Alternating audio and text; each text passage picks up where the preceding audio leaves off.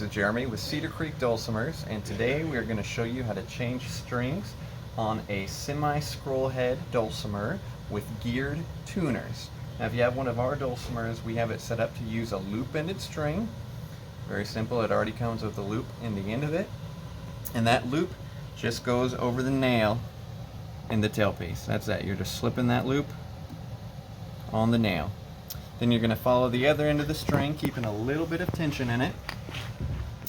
Find which tuner you want to put it in. So our first string is going into this first tuner, and this is much longer string than we need, so we're going to snip it off about 3 inches past the tuner that we want to put it in.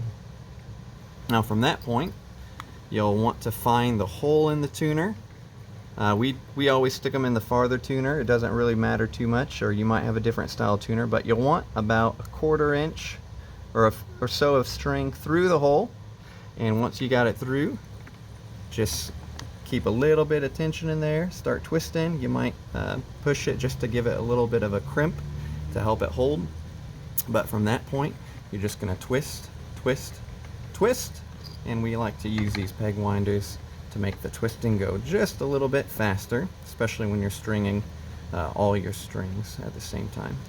So we're gonna just leave that string sitting there, and typically what we'll do is we'll do the 2 outside strings first. We'll just work in order: outside, outside, inside, inside. So that was my first melody string, and now I'm just sticking on the bass string.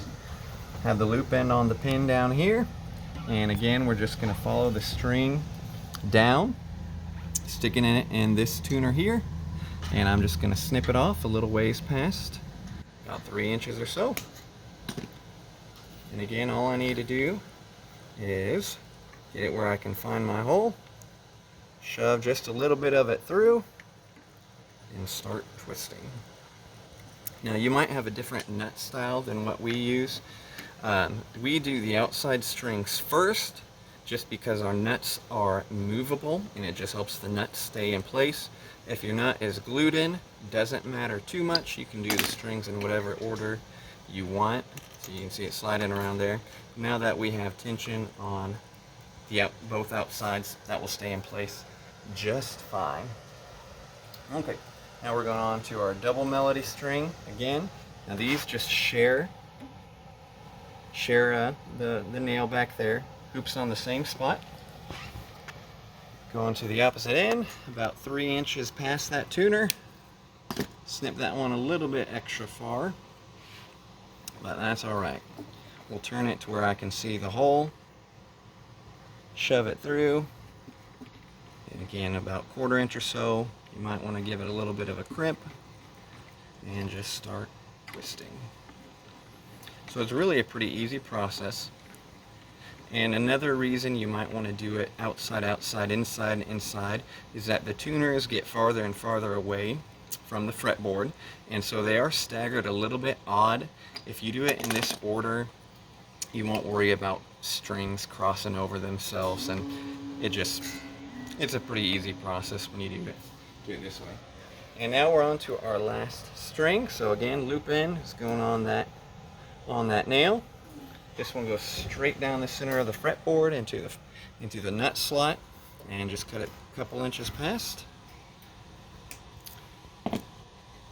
This one don't have room for the string winder, so we just do it by hand, and of course not difficult by any means. You just gotta get familiar with your instrument, and